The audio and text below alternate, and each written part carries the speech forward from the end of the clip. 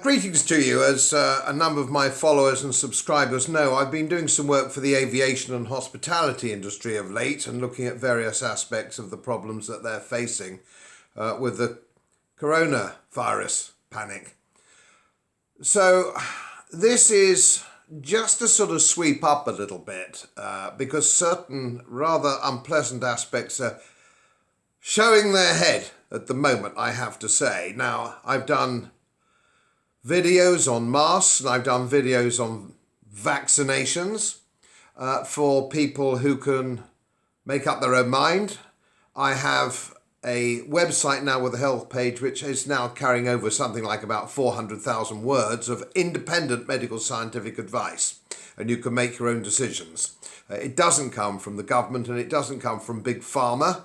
It comes from independent sources internationally, and that page you will find almost anything that you want to know from an independent source.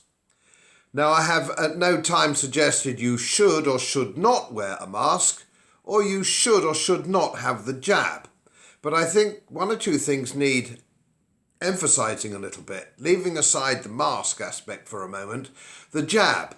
Now, I've had many a vaccination at my age, as you can imagine, polio, diphtheria, so on and so forth. And when I've travelled the Indian subcontinent or Africa, I've had the necessary jabs to save me with traditional vaccines from traditional diseases. So I'm not in any way anti-vax. But I do caution you to understand that the vaccination, or so-called vaccination that we have at the moment, or being recommended to by government and big pharma and mainstream media to have, isn't quite as simple as all that. It's not quite what we're used to. I'm not saying don't have the jab. What I'm saying is look and be very careful about your decision-making process for your family. That's quite important because it isn't whether you might feel groggy in a day or two having had it. It's what might happen further down the line. And that is something that you have to make a decision for yourself.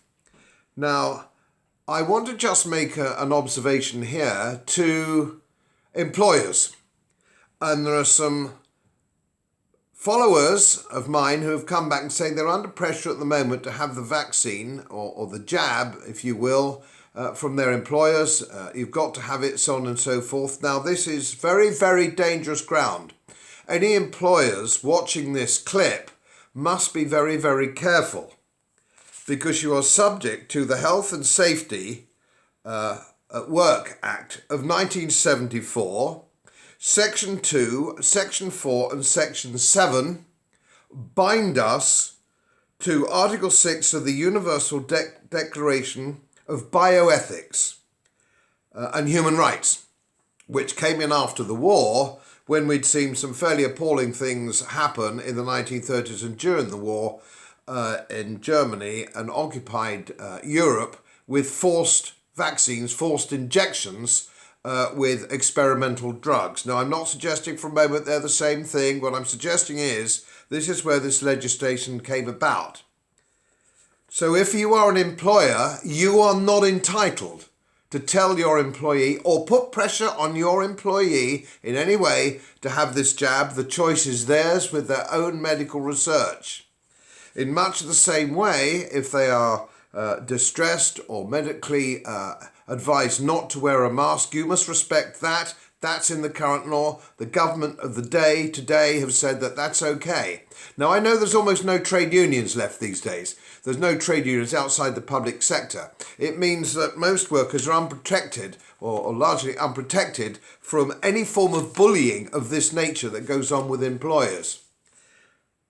I would just counsel you, if you are an employee and being bullied, to know your rights under Section 2, 4 and 7 of the 1974 Health and Safety at Work Act. And if your employer, tread very carefully, and I would suggest you get legal advice at this stage, if that's the route you think you're going down. Think on. As most of you know, my work is very heavily independently research-based. And I get my information from all over the world. It would help if you press the subscribe button and the little bell next to it, because the more subscribers I have, the more likely it is that international independent research institutes will share their material with me. It's most helpful, and then of course I automatically share it with you. So surprise, won't cost you anything. Thank you very much.